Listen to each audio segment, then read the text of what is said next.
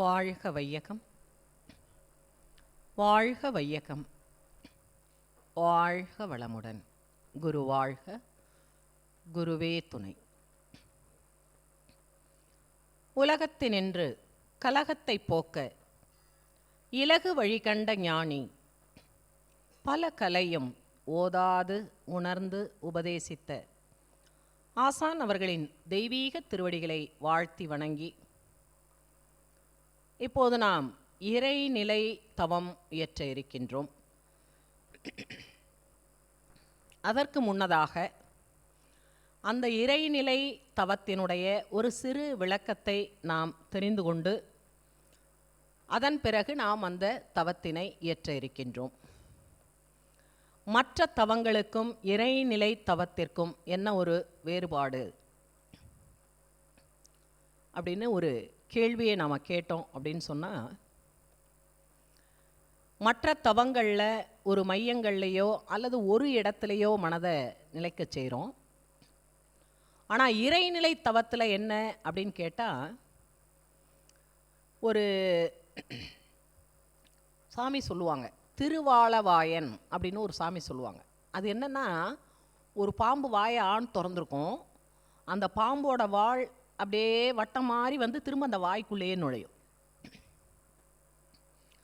அப்போ இறைநிலை தொடங்கி இறைநிலையின் உச்சக்கட்ட ஆற்றல் என்று சொல்லக்கூடிய மனிதன் வரைக்கும் இறைநிலை என்னென்னவாக மலர்ந்ததோ அத்துணை மலர்ச்சிகளையும் தானே அதுவாக மாறி அனுபவம் பெறக்கூடிய ஒரு தவம் எதுன்னா இறைநிலை தவம். மனம் என்ற பேராற்றல் இறைநிலையினுடைய ஒரு நுண்பகுதி அப்படின்னு மகர்ஷி சொல்லுவாங்க. எல்லையற்ற இறையாற்றல் தான் நம்மக்கிட்ட என்னவா இருக்குது, மனம் என்ற ஒரு பேராற்றலாக இருக்கிறது. அந்த மனம் என்ற பேராற்றல் என்ன பண்ண போகுதுன்னா, தன்னுடைய மூலம் என்று சொல்லக்கூடிய அந்த மெய்ப்பொருளினுடைய அனுபவத்தில் தொடங்கி இந்த உடல் என்ற எல்லைக்குள்ளாக இயங்கக்கூடிய தன்னிலையையும் என்ன பண்ண போகுதுங்க, கனெக்ட் பண்ணி பார்க்க போகுது. அதுதான் இறைநிலை தவம். ஆதியோடு ஒன்றும் அறிவை பெறுவதுதான் நீதியார் செய்த தவம் ஔவையார் சொல்றாங்க.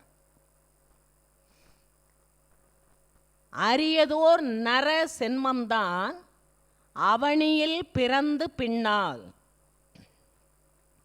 பெரிய பேரிப ஞானம் பெறுவது அரிதென்று எண்ணி உரிய வேதாந்த உண்மை உரைக்கும் ஆசானை போற்றி தெரியுனா நாகைநாதர் சீர்பதம் காண்பாய் நெஞ்சேன்னு கணபதிதாசர் சொல்வார். இந்த இயற்கை என்ற தோட்டத்திலே இறுதியாக பூத்த மலர்னு மனிதன் சொல்றாங்க. அந்த மனிதனுக்கும் மற்ற ஜீவராசிகளுக்கும் என்ன வித்தியாசம்னா, பிற உயிரின் இன்ப துன்ப உணர்வுகளையும் தன்னுள்ளாக வரக்கூடிய இன்ப துன்ப உணர்வுகளையும் உணர்ந்து அதற்கு ஏற்ற வகையில் சிந்தித்து செயலாற்றக்கூடிய ஆற்றல் மனிதன்கிட்ட இருக்கு. வேற எந்த ஜீவராசிக்கும் இன்னொரு உயிரினுடைய துன்பத்தை உணரக்கூடிய அறிவு இல்லை. ஐயறிவு ஜீவன் வரைக்கும் தன்னுடைய இன்ப துன்ப உணர்வை மட்டும்தான் அதால் உணர முடியும். அப்போ ஆறாவது அறிவு பெற்ற மனிதன் இயற்கையின் உச்சம் என்று சொல்லக்கூடிய நிலையிலே இறைநிலையினுடைய கடைசி தோற்றமாக நாம் இருக்கிறோங்கிற அந்த உண்மையை தன்னுள்ளாக உணரக்கூடிய அனுபவத்தை தரக்கூடிய ஒரு தவம் எதுன்னா அது இறைநிலை தவம் தான். அப்போ என்ன சொல்றாருங்க, அரியதோர் நர சென்மம் தான் அப்படின்னு என்னங்க, பெறுவதற்கு அரிய பிறவி இந்த மானிட பிறவி.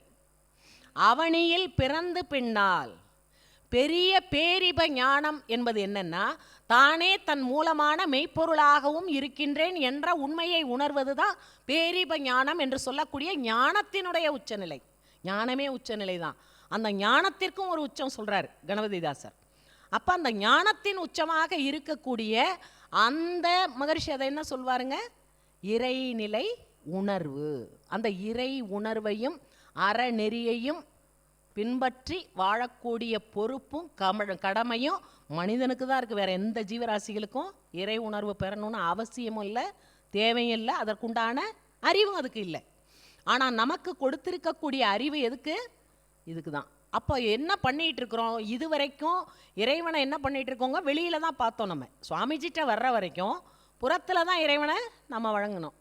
அகத்தில் வணங்கக்கூடிய அறிவு நமக்கு அந்த அளவுக்கு வரல, புரியலை. இறைவன்னா கோயிலில் இருக்கிறாரு, அங்கே இருக்கிறாரு, இங்கே இருக்கிறாருன்னு வணங்கணும். அப்போ மகரிஷி என்ன சொல்கிறாங்க, இறைநிலையே அறிவாக இருக்கும் பொழுது இவ்வறிவை சிலை வடிவத்து எல்லை கட்டி பொருள் புகழ் செல்வாக்கு வேண்டி கும்பிட்டு பலன் கண்ட வரையில் போதும், நிறுத்துங்கிறார். இப்போ வெளியில இறைவனை வணங்குறதுக்கும் உள்ள இறைவனை வணங்குறதுக்கும் என்ன வித்தியாசம்னா ஒரே ஒரு வித்தியாசம்தான். உள்ளே இறைவனை அகக்காட்சியாக தன் உயிரின் உட்பொருளான மெய்ப்பொருளாக உணர்ந்துட்டா தனக்கும் மற்ற எந்த ஒன்றிற்கும் வேறுபாடே இருக்காது. தன்னை போலவே எல்லாத்தையும் பார்க்கக்கூடிய அறிவு நிலை வந்துடும். புறத்தில் இறைவனை வணங்குற வரைக்கும் இறைவன் வேற, நான் வேற. அப்போ அந்த இடத்துல அது துவைதமாக போயிடுது, அத்வைதம் இல்லைங்க. அத்வைதம்னா தானே அதுவாக அதுவே தானாக இருக்கக்கூடிய நிலை, ரெண்டும் ஏகமாக கலந்து போச்சு. இப்போ பக்தி மார்க்கத்தில் என்ன வேணாலும் இறைவனுக்கு கொடுத்துடலாம். நான் கேட்குறேன், இறைவனுக்கு தேங்காய் கிடைக்கிறது பெரிய கஷ்டமா, வாழைப்பழம் கிடைக்கிறது கஷ்டமா, இல்லை பட்டு அவனுக்கு கிடைக்கிறது கஷ்டமா? எல்லாமே அவனோடது தான் இல்லையா? அப்போ இறைவனுக்கு ஒன்றை கொடுத்துத்தான் அவன் அருளை பெற வேண்டும் என்ற ஒரு அறியாமை. பக்தி என்பதில் அதை எதுக்காக பெரியவங்க கொடுத்தாங்கன்னா, அன்பின் காரணமாக தனக்கு கிடைத்த ஒன்றை இறைவனுக்கு சமர்ப்பித்து சந்தோஷப்படக்கூடிய ஒரு மனநிலை. இது பக்தியில் ஆரம்ப நிலை. ஆனால் அதே இறைவன் தான் என்னுள்ளாக உயிராக அறிவாக இருக்கிறான். என்னுடைய மூச்சிலேருந்து என்னுடைய உடல் இயக்கம் அத்தனைக்குள்ளாகவும் எனக்கே தெரியாமல் என்னுள்ளாக அன்பும் கருணையுமாக இயங்கி கொண்டிருக்கக்கூடிய தெய்வ நிலையை நான் உணர்ந்துட்டா நான் பார்க்குற எல்லாவற்றையுமே அவன் தான் இயக்கிட்டு இருக்கிறாங்கிற ஒரு பேருண்மை எனக்கு எளிதாக தெரிஞ்சு போயிடும். இப்போ மகரிஷி என்ன சொல்கிறாங்க, இறைநிலையே அறிவாக இருக்கும் பொழுது அவ்வறிவை சிலை வடிவ தெல்லை கட்டி பொருள் புகழ் செல்வாக்கு வேண்டி கும்பிட்டு பலன் கண்ட வரையில் போதும். நிறைநிலைக்கு அறிவு விரிந்து உண்மை காண நேர்முகமாய் அகத்தவத்தை குருவால் பெற்று முறையாக உன்னில் பயின்று இறையை தேட முயல்வீர், வீண் காலம் போக்க வேண்டாம். இதுவரைக்கும் என்ன பண்ணிட்டீங்க, வீணா காலத்தை போக்கிட்டீங்க. அப்போ இறைவனை உனக்குள்ள நீ உணரணும்னு சொன்னா அதுக்கு யாருடைய துணை வேணும்? ஒரு குருவினுடைய துணை வேணும். அதனால தான் அவர் என்ன சொல்றாருங்க, அரியதோர் நர சென்மம்தான் அவனியில் பிறந்து பின்னால் பேரிப ஞானம் பெறுவது அரிதென்றெண்ணி உரிய வேதாந்த உண்மை உரைக்கும் ஆசானை போற்றி தெரியோனா நாகைநாதர் சீர்பதம் காண்பாய் நெஞ்சே. அப்போ வெளியில நீ பார்க்குற வரைக்கும் தெரியோனா நாகைநாதர்ன்றார். வெளியில நீ பார்த்து கண்டுபிடிக்க முடியாது. சீர்பதம் தேடு நெஞ்சே, அந்த இறைவனுடைய திருவடியை நீ உனக்குள்ள தேடு அப்படின்னு சொல்றார் இல்லைங்களா? அப்போ இந்த நிலையில மகரிஷி அழகா சொல்லிட்டாருங்க. இறைநிலை என்பது எப்படி இருக்கிறது? இறைநிலையின் இருப்பு நிலை பூரணம், அறிவு, விரைவு, காலம், வளம் நான்கும் இருக்கு இல்லையா? இயக்க நிலை தன்மாற்றம், இயல்பூக்கம், கூர்தல் அறம். இதெல்லாம் இப்போ சுத்த வெளியில் போய் தேடணும்னா இதெல்லாம் இருக்குதானா? எதுவுமே இல்லை. இப்போ வற்றா இருப்பு இருக்குங்கிறார், பேராற்றல் இருக்குங்கிறார், பேரறிவு இருக்குங்கிறார். எப்படி ஒரு பாலுக்குள்ளாக தயிராக மாறக்கூடிய ஆற்றல் அடக்கம் பெற்று இருக்கிறதோ அது தயிராக மாறணும்னு சொன்னால் அதற்குன்னு ஒரு காலம் வேணும். அதன் உள்ளே அடக்கமாக இருக்கக்கூடிய ஆற்றல் மலர்ச்சி பெற்று தன்னை வெளிப்படுத்திக்கணும். அப்போ இறைநிலை தன்னை வெளிப்படுத்தி கொள்ளாத அந்த நிலையில் அது எப்படி இருக்குதுங்க? எந்த ஒரு தன்மையும் இல்லை, எந்த ஒரு இயக்கமும் இல்லை. ஆனால் தன்னில் எப்படி இருக்குதுங்க? நிறைவாக இருக்கிறது. அப்போ மனம் எப்படி இருக்கிறது? எல்லை கட்டிய நிலையில், புலன்வயப்பட்ட நிலையில், உறவுகள் சார்ந்தோ அல்லது ஏதோ ஒரு தொடர்பாலேயோ மனம் என்ன பண்ணுதுன்னா தன்னை ஒரு எல்லைக்குள்ளாக சிக்க வைத்து கொண்டிருக்கிறது. அப்போ அந்த எல்லைக்குள்ளாக சிக்கி கொண்டிருக்கக்கூடிய மனதை என்ன பண்ணணுங்க? தன் மூலத்தோடு இணைக்கணும். அப்படின்னு சொன்னால் அதுலேருந்து வரைக்கும் என்னவா நீ வந்த அதெல்லாம் அகக்காட்சியாக பாரு அப்படின்னு மகர்ஷி நமக்கு இந்த தவத்தை கொடுக்குறார். அப்போ ஃபஸ்ட்டு என்ன பண்ணுவாருங்க? எல்லையற்ற பரவெளியோடு மனதை விரித்து நிற்போம் அப்படிம்பார். அப்போ மனம் இப்போ என்னவா இருக்குது? இறைநிலையாக இருக்குது. அப்போ சொல்லுவார், இதுதான் தெய்வம் என்றும் பூரணம் என்றும் இந்த பிரபஞ்சத்திற்கெல்லாம் மூல ஆற்றலாகவும் இருக்கக்கூடியது எது? அந்த இறைநிலை தான். ஆனால் அப்போ அதில் வெளிப்படுதான்னா வெளிப்படலை. எல்லாவற்றையும் தன்னுள்ளே அடக்கமாக வைத்திருக்கக்கூடிய நிலையில் அந்த இறைநிலை இருக்கு. அப்போ மனம் என்னவா மாறுதுங்க? ஒன்றுமில்லா ஒன்றாக சர்வ வல்லமை மிக்க பூரண பொருளாக மனம் மாறுது. அதான் ஃபர்ஸ்ட் ஸ்டேட். அங்கே தான் நம்ம ஆரம்பிக்கிறோம் இறைநிலை தவத்தை. துரியாதீதத்தில் இங்கேருந்து அங்கே போவோம், ஆனால் இறைநிலை தவத்தில் அங்கேருந்து இங்கே வருவோம். இப்போ துரியாதீத தவத்தில் 4 ஸ்டெப்பில் மேலே போயிடுவோம். சூரியன், சந்திரன், பிரபஞ்சம், அதுக்கப்புறம் சுத்தவெளி, அப்படி போயிடுவோம். ஆனால் அந்த சுத்தவெளி தன்னுள்ளிருந்து எப்படி மலர்ச்சி பெற்று எழுச்சி பெற்று கோடான கோடி தோற்றங்களாக ஒவ்வொரு தோற்றங்களிலும் தன்னை வேறுபடுத்தி காட்டி கொண்டு இருக்கிறது. சூரியனில் சுடுது, சந்திரனில் குளிர்ச்சியாக இருக்குது, தண்ணி தான் ஐஸாக மாறுது. ஆனால் தண்ணியில் குளிக்கலாம், ஐஸ் கட்டியில் குளிக்க முடியாது. எல்லாமே ஒன்றிலிருந்து ஒன்றாக தானே மலர்ந்தாலும் தனக்கென்று தனித்துவம் படைத்த ஒரு பேராற்றலாக எந்த ஒன்றையும் உன்னோட கம்பேர் பண்ண முடியாது. அப்படி ஒரு சர்வ வல்லமை மிக்க தோற்றங்களாக கோடான கோடி இயக்கங்களாக மலர்ந்திருக்கக்கூடிய அந்த பிரம்மம் ஆதியில் எப்படி இருக்குதுங்க? ஒன்றுமில்லா ஒன்றாக இருக்கிறது. அந்த ஒன்றுமில்லா ஒன்றாக ஃபர்ஸ்ட் நம்ம மனம் போய் அதோட லயமாகணும். அதுக்கடுத்து என்ன சொல்றாருங்க? அது தன்னைத்தானே இறுக்கி கொண்டு கண்ணுக்கும் கருத்துக்கும் எட்டாத நுண் துகள்களாகி விட்டது. அப்படியே நீங்கள் என்ன பண்ணணும்? அகக்காட்சியாக அதில் அப்படியே ஒரு துகளாக அப்படியே பார்க்கணும். அந்த துகளை இறைநிலை என்ன பண்ணுதுங்க? சூழ்ந்து அழுத்துது. தானே நொறுங்கி இறை துகளாக மாறிச்சு. திரும்ப என்ன பண்ணுதுங்க? எல்லா பக்கத்துலேயும் அதை சூழ்ந்து அழுத்தும் போது எந்த பக்கமும் நகர முடியாத அந்த துகள் என்னாச்சுங்க? தற்சுழற்சி கொண்ட ஒரு இயக்கம் பெற்ற ஒரு நிலையில் வருது. எப்போ சுழற்சி வந்துச்சோ அப்போ விளக்கு மாற்றல் அந்த இடத்துல வர்றதுனால அதை தான் மகிழ்ச்சி என்ன சொல்கிறாங்க? விளக்க முடியாத பேராற்றல் காந்தமாக மாறுகிறது. அது மாதிரி அங்கங்கே அப்படியே இறை துகள்களை நாம் அகக்காட்சியாக பார்க்கணும். எத்தனை இறை துகள்கள்னு நம்மளால் கணக்கு பண்ண முடியாது. ஏன்னா அந்த எல்லையற்ற பறவெளியில் அதுவே எந்த அளவுக்கு விரிஞ்சிருக்குது, அகன்று இருக்குது, ஆழ்ந்திருக்குது, உயர்ந்திருக்குதுன்னு தெரியல. அதில் அந்த இறை துகள்களாக நம்ம மனம் என்ன பண்ணணுங்க? இறைநிலையாக மாறுது. அதில் இறை துகளை பார்க்குது. அந்த இறை துகளை இறைநிலை சூழ்ந்து அழுத்துது. அந்த ஒவ்வொரு துகளும் சுழலத் தொடங்குது. அப்படி சுழன்று கொண்டு இருக்கக்கூடிய இறை துகள்களை மீண்டும் இறைநிலை எல்லா பக்கத்துலையும் சூழ்ந்து அழுத்தி அங்கங்கே அப்படியே ஒரு குறிப்பிட்ட இறை துகள்களை என்ன பண்ணுதுங்க? சேர்த்து சேர்த்து அதை ஒரு தொகுப்பு இயக்கமாக இயங்க வைக்குது. அப்போ என்ன ஆகுதுங்க? அந்த இறை துகள்களின் தொகுப்பு இயக்கமாக இருக்கக்கூடியதை விண்ணுன்னு சொல்கிறோம்.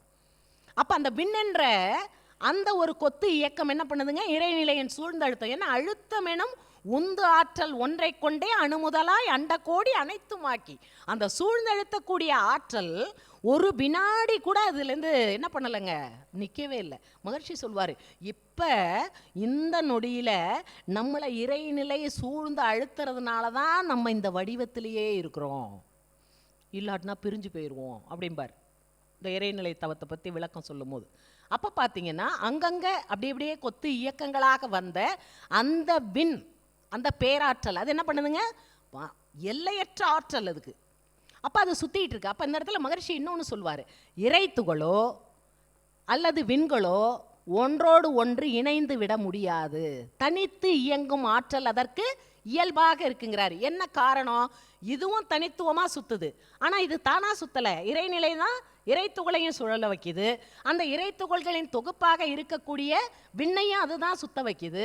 அப்போ விண்ணுக்குள்ளே என்ன நடக்குதுன்னா ஒவ்வொரு இறை துகளும் தனித்துவமாக தான் சுற்றிட்டு இருக்கு. அந்த விண்ணுக்குள்ளே ஒன்னோட ஒன்று ஒட்டிடாது, எல்லாம் ஒன்றோடு ஒன்று இணைந்து இயங்குது. ஆனால் ஒன்றோட ஒன்று என்னங்க சேர்ந்துக்கல. அப்போ அந்த உள்ளே இருக்கக்கூடிய இறை துகள்களினுடைய வேகம் அதனுடைய எண்ணிக்கைக்கு தக்கவாறு அந்த விண்ணினுடைய சுழற்சி அமைகிறது. அந்த சுழற்சி வந்துட்டாலே விளக்கு மாற்றல் அதுலேருந்து இறைத்துகள் வெளியில் வந்து ஒரு எல்லையை வகுக்குதுங்க. அந்த எல்லைக்குள்ளே இன்னொரு இறைத்துகள் கூட உள்ளே வர முடியாது. அப்போ அந்த இறைத்துகள் தனியாக சுற்றுது, இங்கே தொகுப்பாக இருக்கக்கூடிய இந்த விண் என்ற பேராற்றல் சுற்றுது. இதெல்லாம் நம்ம எப்படி பார்க்கணுன்னா மகரிஷி சொல்ல சொல்ல சொல்ல நீங்கள் அந்த வார்த்தைக்கு அப்படியே ஒரு காட்சி வடிவம் கொடுத்து கொடுத்து கொடுத்து நீங்கள் வரணும். அதனால தான் மகரிஷி என்ன சொல்லுவாருங்க? இருப்பு நிலை, பூரணம், அறிவு, விரைவு, காலம், இயக்க நிலை, தன்மாற்றம், இயல்பூக்கம், கூறுதலறம் மூன்றும் இறைநிலை தொடங்கி மனிதன் வரை எல்லா மனித மக்கள் அவருக்குள் அமைந்த கருமையத்துள் ஈர்த்து சுருக்கி இருப்பாய் வைத்துள்ளது இக்கால கம்ப்யூட்டர் போல. அப்போ இறைநிலை தொடங்கி இங்கே இந்த கருமையம் வர்ற வரைக்கும் என்னென்னலாம் அனுபவம் கிடைச்சிச்சோ, எதெல்லாம் அது தன்னுடைய அனுபவமாக வடிவம் எடுத்து எடுத்து எடுத்து மலர்ச்சி பெற்று வந்துச்சோ, அப்போ அந்த மலர்ச்சியில் இப்போ இந்த வினாடியில் இந்த கருமையம் எனக்குள்ளாக இயங்கிக் கொண்டிருக்கிறது. இந்த கருமையத்திற்கு மூலமாக இருக்கக்கூடியது எதுங்க? மெய்ப்பொருள். அப்படின்ற அந்த இறைநிலை தொடங்கி தன் வரைக்கும் வந்ததை நம்ம என்ன பண்ணணும்? அதை மகரிஷி ரொம்ப அழகாக சொல்லுவார். இறைநிலை தொடங்கி மனிதன் வரை வந்த அத்துணை அனுபவங்களும் சுருக்கி இருப்பாக வைத்துள்ளது இக்கால கம்ப்யூட்டர் போல. இவ்வுண்மை எளிதாக அறிந்திடலாம் அகத்தவத்தால் அகத்தாராய்வால். இப்போ நம்ம தவத்தின் மூலமாகத்தான் இந்த இறை அனுபவத்தை பெறணும். அதுக்கடுத்து அகத்தை ஆராய்ச்சி பண்ணணுன்றார். ஒன்றுலையும் ஆராய்ச்சி பண்ணணுன்றார். அந்த இறைநிலையிலேருந்து தன் வரைக்கும் வந்ததெல்லாம் இப்படியே ஆராய்ச்சி பண்ணிட்டு வரும் பொழுது இங்கே இருக்கக்கூடிய இந்த எல்லையில் நான் மனிதனாக இருக்கேன். ஆனால் என்னுடைய மூலம் எதுங்க? மெய்ப்பொருள், சுத்தவெளி. அதுதான் இருப்பு நிலையாக இருக்கிறது. அப்போ இந்த உண்மையை எதன் மூலமாக அறியலாம்? அகத்தவத்தால் அகத்தாராய்வால். அந்த அகத்தவம் அகத்தாராய்வு என்று சொல்லக்கூடிய ஆராய்ச்சி.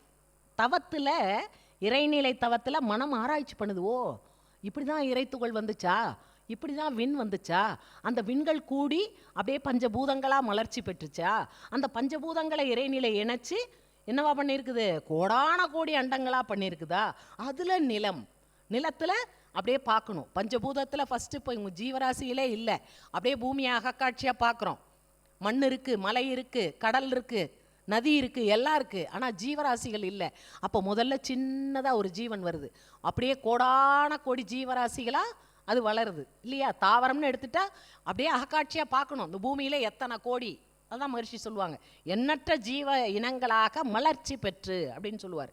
அப்போ அதெல்லாம் பார்க்கணும். அடுத்து பார்த்தா புழு பூச்சி வர ஆரம்பிச்சிருச்சு, அடுத்து வண்டு இனங்கள் வர ஆரம்பிச்சிருச்சு, அதுக்கடுத்து நான்கறிவு ஜீவன் ஊர்வன வர ஆரம்பிச்சிருச்சு. அப்புறம் இப்போ கோடான கோடி விலங்குகள், ஒன்று ஒவ்வொரு தன்மையில் இருக்குது இல்லையா? இப்போ புலின்னா எத்தனையோ விதம் இருக்குது, சிங்கம்னா அதில் எத்தனையோ வெரைட்டி இருக்குது, இப்போ யானைன்னா அதில் எத்தனையோ வகை, ஒன்றுலையும் பாம்புன்னா எத்தனையோ வகை, எண்ணற்ற ஜீவராசிகள். ஆனால் அது எல்லாமாக மலர்ச்சி பெற்று ஒவ்வொன்றும் தனித்துவமாக உருவத்தில், குணத்தில், தன்மையில், வாழும் முறையில் இருந்தாலும் இது எல்லாவற்றிற்கும் மூலமாக இருக்கக்கூடியது எதுங்க? மெய்ப்பொருள் தான். அப்போ ஐயறிவு ஜீவன் வரைக்கும் அந்த ஆராய்ச்சி தேவையில்லை. ஆனால் ஆறாவது அறிவுள்ள மனிதனாக வந்ததற்கு பிறகு இந்த ஆராய்ச்சியை மனம் எடுக்குது இல்லையா? அந்த ஆராய்ச்சிக்கான ஒரு களம்தான் இறைநிலை தவம். அப்போ இறைநிலை தொடங்கி மனிதன் வரை வந்த சரித்திரத்தின் சுருக்கம் கருமையம். இதனை அறிந்தால் விஞ்ஞானம் மெய் அறிவாம். ஏது அப்போ வாழ்வில் சிக்கல், குழப்பம், கவலை? மகிழ்ச்சி கேட்குறாரு. இந்த உண்மையை நீ தெரிஞ்சிட்டினா, இப்போ நீ வந்திருக்கல்ல, இது நீனா கேட்டு இந்த உடம்பை வாங்கிட்டு வரல, நீயா இந்த எந்த ஒன்றையும் நீ நடத்தலை, இது இறைவன் நடத்தி கொண்டிருக்கக்கூடிய ஒரு நிகழ்வு. இந்த வினாடியில் இறைவன் உனக்குள்ள இப்படி இருக்கான். அப்போ நீ உனக்குள்ளாக என்ன பண்ணிக்கணுங்க? அதை உணர வேண்டும். அதுக்கான ஒரு களம் தாங்க இந்த இறைநிலைத்தவம். அப்போ நாம் என்ன பண்ணணும்? அந்த இறைநிலையில் ஆரம்பிச்சுட்டு மகரிஷி என்ன வார்த்தையை சொல்கிறாரோ அந்த வார்த்தையாக நம்ம அப்படி அப்படியே வடிவம் எடுக்கணும். விண்ணா மாறணும், பஞ்சபூதமாக மாறணும், கோடான கோடி அண்டங்களாக மாறணும். இதெல்லாம் பண்ண நாளைக்கு நாளான்னைக்கெல்லாம் மகரிஷி சொல்லுவார். இது அவர் அந்த நிலையில் போய் விழிப்பு நிலையில் இருந்ததுனால இத்தனையா எப்படி வந்துச்சுன்னு சொல்கிறார். சில பேர்லாம் அங்கே போனோன்னே அதுவாகவே மாறிட்டாங்க, அவங்களால திரும்ப அந்த நிலையிலேருந்து வர முடியல. அதுக்கு என்ன காரணங்கிறதையும் மகரிஷி சொல்கிறாங்க.